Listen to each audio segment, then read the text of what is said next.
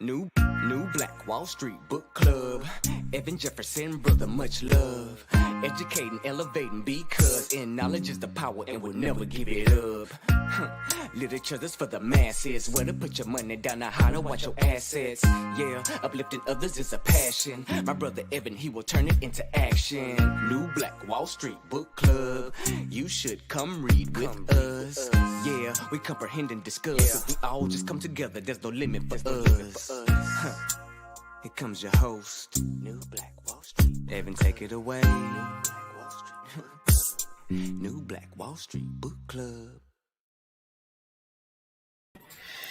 All right, beautiful people, man. Good evening to you. Thanks so much for joining us for our evening reading on the New Black Wall Street Book Club After Dark edition. I'm your host, ERGJ, your certified global financial educator, CEO of ERGJ Enterprises, the Black Bazaar, and international best-selling author of the book, The Black Billionaires Club. Do a quick check here on my speakers here. Looks like we're good. We're going to continue our journey, guys, into the University of Success by Mandino, which is featured, book featured on the we have posted up for you guys. We're now into lesson 23. And tonight we'll be talking about how to make the most of your priorities, how to make the most of your priorities. I think yesterday we covered, what did we cover yesterday? How to cherish and use the magic of time. And so tonight's lesson is going to be coming from Alan Lakin. And what this book is a compilation of different, minds of the time that have all taken an excerpt from some of the stuff that they've written and put it into one book. And so we have 50 lessons that we'll be going through. We're into lesson 23 here today on this beautiful 9th of June, 2021. While you guys are connecting, you go ahead and say hello. Just love to recognize who is here as we get into our reading for tonight. We do read at night to be able to actually capture some stuff. As our mind begins to settle, our day begins to settle a little bit. It makes it a little bit easier to meditate on the words, get a grasp of what they may be saying, and take and squeeze everything that we can out of it that may be useful for us in our time. We also understand that people get different things from different messages. So perception is reality, and so we hope that you take something wonderful from tonight that can help make your world a better place. And so we'll start here with what's going on, Amanda, Miss Sincere, Miss Vivian. Thanks so much for joining us here tonight. How to make the most of your priorities. We start with our admonition for the night. Says this: that can there possibly be a system for handling your job in such a manner that you would never have to suffer the ordeal of seeing work piled up on you? Can there possibly be a system for handling your job in such a manner that you would never have to suffer the ordeal of seeing work piled up on you? This is from Alan Lakin. And again, how to make the most of your priorities. New Black Wall Street Book Club. Let's read. Time management. The teaching of that subject has virtually become a growth industry. Everywhere you look, seminars are being conducted to instruct you on the finer aspects of survival through better control of your time. Most of them have adopted and refined a brilliant technique for saving time that has been used profitably for more than half a century. When Charles Schwab was chairman of Bethlehem Steel, he was presented by Ivy Lee, a business consultant, with a simple plan that Mr. Lee guaranteed him would greatly increase the work productivity of every executive in Mr. Schwab's employ. All you need to do, advised Mr. Lee, is take a pad of paper this evening and list the most urgent projects which confront you. Then study the list and number them, assigning number 1 to the most important job, number 2 to the next most vital, and so on down the list. Beginning tomorrow, tackle number 1 and stay on it until it is finished before you move on to number 2. Work on down the list. When the day is through, prepare a new list, assigning top priority of the most important task still undone, and so on down the list. Do this every day, and after you discover how well it works, share it with your people. Several weeks later, Ivy Lee received a check for $25,000. Alan Lakin has counseled corporations and their executives in the management of time for many years, numbering among his clients the Bank of America and IBM, as well as many celebrities in the field of entertainment. From his popular book, How to Get Control of Your Time and Your Life, he will demonstrate how to clear your path to success by working exactly as some of America's top executives do. So we're hearing from Alan Lakin how to get control of your time and your life, an excerpt that was shared here in this wonderful book, The University of Success. The main secret of getting more done every day took me several months of research to discover. When I first started delving into better time use, I asked successful people what the secret of their success was. I recall an early discussion with a vice president of Standard Oil Company of California who said, "Oh, I just keep a to-do list." I passed out that quickly, little suspecting at the time the importance of what he said. I happened to travel the next day to a large city to give a time management seminar. While I was there, I had lunch with a businessman who practically owned the town. He was the chairman of the gas and light company, president of 5 manufacturing companies, and had his hand in a dozen other enterprises. By all standards, he was a business success. I asked him the same question of how he managed to get more done, and he said, "Oh, that's easy. I keep a to-do list." But this was a list. But this was a list with a difference. He told me he considered it a game. The first thing in the morning, he would come in and lay out his list of what he wanted to accomplish that day. In the evening, he would check to see how many of the items he had written down in the morning still remained undone, and to give himself a score. His goal was to have a no-miss day in which every single item was crossed off. He played the to-do list game, much as you cover the squares of a bingo card, getting items on his list done during the day as opportunities presented themselves. Talking to someone on the phone, bringing up points at a meeting, exploring a creative project in the evening with his wife. He made sure to get started on the top priority items right away. Toward the end of the day, he initiated whatever calls, actions, or letters were necessary to finish up his bingo card for a perfect score. Again and again, when I talked to successful businessmen and government administrators, the to-do list came up. So during one of my seminars, I asked how many people had heard of keeping a priority list of things to do. Virtually everyone had. Then I asked how many people conscientiously made up a list of things to do every day, arranged the items in priority order, and crossed off each task if it was completed. I discovered that very few people keep a list of things to do every day. Although most people occasionally make a to-do list when they're particularly busy, have a lot of things that they want to remember to do, or have some particular tight deadline. Only a daily list will do. Everybody put in comments below to do. Only a daily list will do. Okay, how to make the most of my priorities? Okay, keep a to-do list. All right, every day. Okay, I might. How many guys actually do that every day? I mean, yeah, I think I do it when necessary, but not necessary. But maybe it is necessary every day. I'll probably get more done. People at the top and people at the bottom both know about the to-do list. But one difference between them is that the people at the top use a to-do list every single day to make better use of their time. People at the bottom know about this tool, but don't use it effectively. One of the real secrets of getting more done is to make a to-do list every day. Keep it visible and use it as a guide to action as you go through the day. Because the to-do list is such a fundamental time planning tool, let's take a closer look at it. The basics of the list itself are simple. Head a piece of paper to do. Then list those items on which you want to work. Cross off items as they are completed and add others as they occur to you. Rewrite the list at the end of the day or when it becomes hard to read.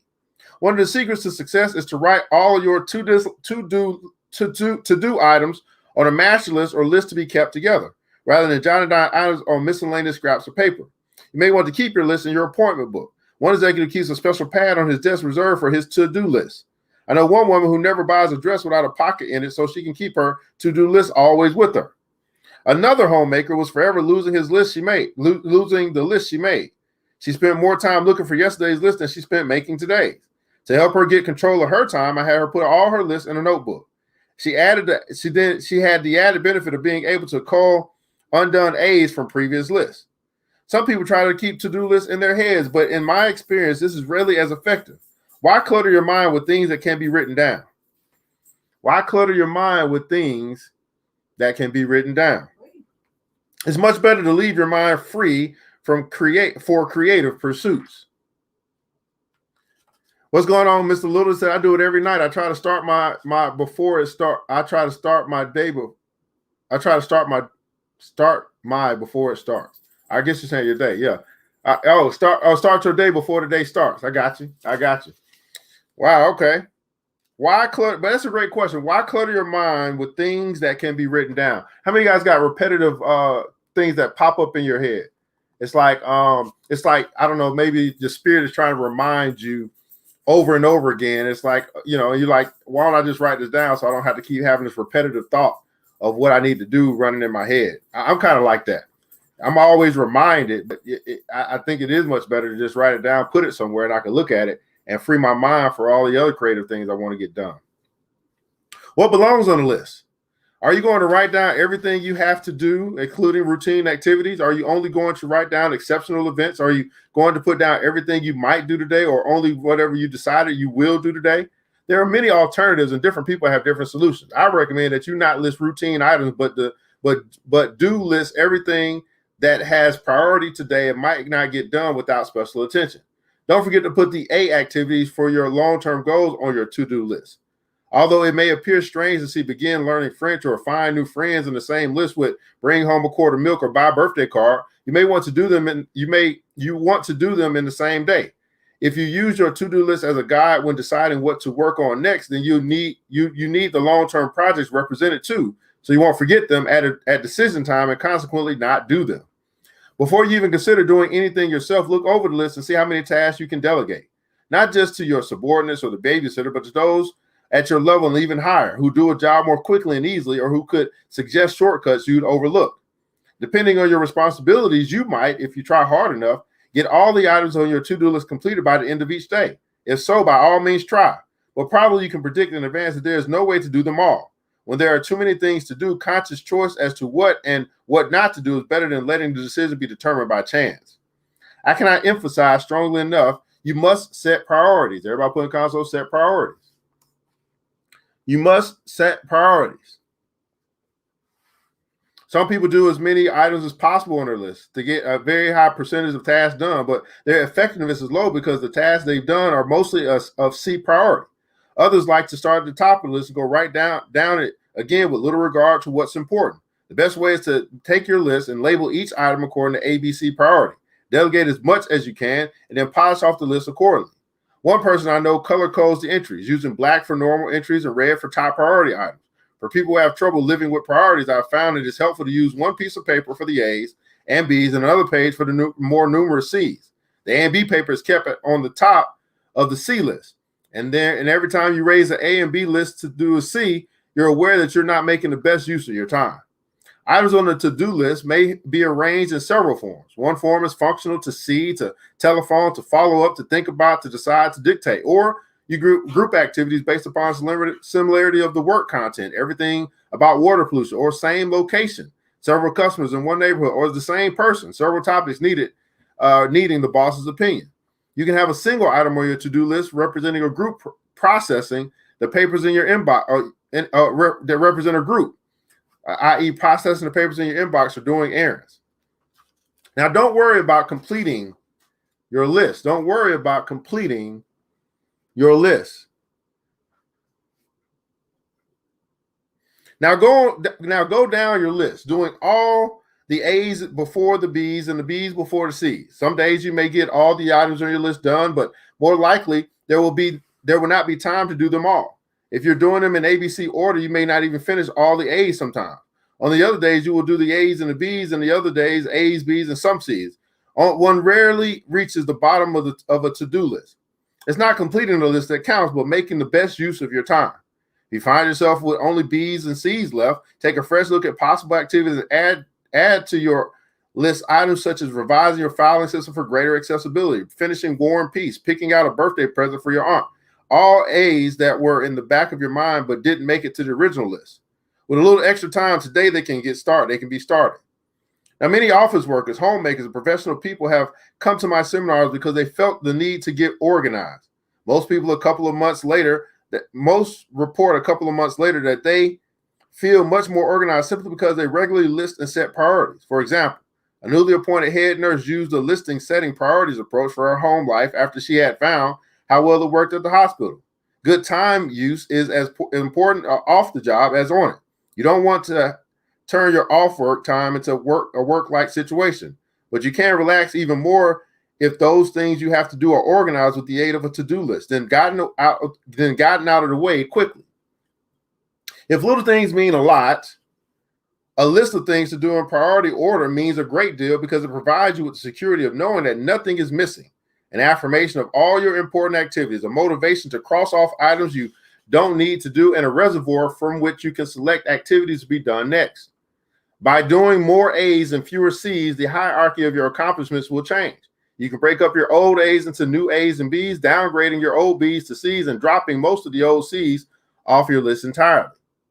Now, how to do more things that matter. How to do more things that matter. For instance, a year ago, attending Parents' Day at your daughter's school would have been rated A, but now you're involved in a part-time fashion design business, and your daughter understands how busy you are and how much satisfaction you derive from your business. So you won't go to Parents' Day unless it's a slow time in your business. Last year, you attended to every detail of the annual inventory yourself. Happily, while you were doing it, you recorded necessary steps so that this year, with that reference guide in hand, last year's A's, figuring out what to do, becomes this year's C's, following a routine. Now you're able to delegate the annual inventory to the new stock boy and use your time to merchandise your products better. The salesman who continually upgrades his customers finds that last year's A's, the $100 unit customer, is this year's C. Now his A customer is a 500 unit account. With his B is a $250 account, is a $50 unit account. He upgraded his business this way by conscientiously going after the A accounts. He spent more and more of his time with those who bought over $100. So gradually, he was able to consider anyone below $100 to be a C. To encourage this continual upgrading, he went through his customer files each week and threw away at least one low-dollar prospect or customer. In my experience, most salesmen could benefit substantially by arbitrarily weeding out 20% of their customers in terms of present and potential volume. Learning a musical instrument is much the same. When you first play the piano, your A is to practice easy pieces. Once you become proficient, it would be a C to continue playing them. So you practice more and more difficult pieces. When you are learning a difficult piece, the A is to play it slowly but accurately, and the C is to play it fast with what would likely be many mistakes. As you become more proficient in playing a passage, the A becomes playing the passage as its correct tempo. In learning and applying time use skills, it may be an A to watch how to spend every 5 minutes for an hour so that you become much more aware of time use. Once you become automatically aware of time use, it is a C even to think about time passing unless you want to sharpen up that skill again. The good time user has a constant stream of A's going through the pipeline and is not hung up on which A to do or how to do it or trying to be a perfectionist about a particular A. Rather, he does a number of A tasks daily and remembers that as soon as he has identified the best use of his time, the time to do it is now. The time to do it is now. Wow. So rather than A task daily, remembers that as soon as he has identified the best use of his time. So in this, obviously, the to-do list, and I see some of you guys saying, hey, Mr. Lewis said he does it every night. Miss Amanda says she writes everything down. I definitely don't write everything down. I could get better at this. But I like what they're saying, that even after you write the stuff down, to really focus on the top priority stuff. And I can find that very valuable, because if I did that, a lot of stuff that the stuff that we procrastinate on wouldn't be procrastinating anymore. it would be done. So I definitely this is definitely hitting here for me, because I'm the type of guy I kind of keep it all in my head. Like, oh, what do I need to do? What do I need to do? But I've gotten to the place where I have forgotten things.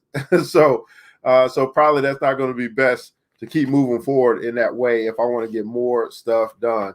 But but I do use calendars and emails and stuff like that. But I'm definitely hit dog will holler. They hit me today. So anyway, that's our time here tonight, guys. New Black Wall Street Book Club. Don't take that long all the time. Some chapters are longer and shorter than others. Tomorrow, next chapter is pretty long, so it's going to probably be a 2-part thing. We're going to be talking about how to get yourself organized. So we started with the priorities and stuff like that. Then we'll be hearing from Michael LeBeau tomorrow, and probably tomorrow's Thursday. Okay, this will be a 2 or 3. I mean, this one is pretty long. I mean, this one is pretty long. So it'll probably be a two-part series when we get into our lesson here tomorrow. So anyway, guys, that's going to be our night here tonight. How to make the most of our priorities. University Success, a New Black Wall Street After Dark edition, lesson 23. We'll be hopping into lesson 24 here tomorrow.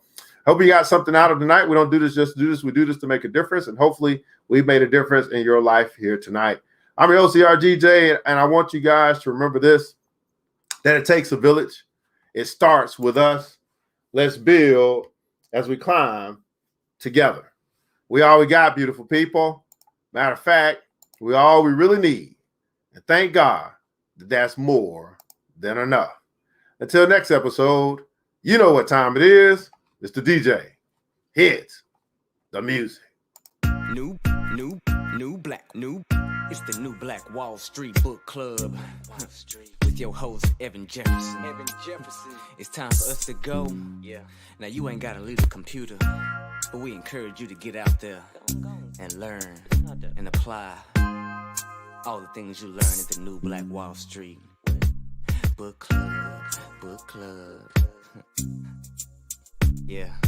The New Black Wall Street. The New Black Wall Street Book Club.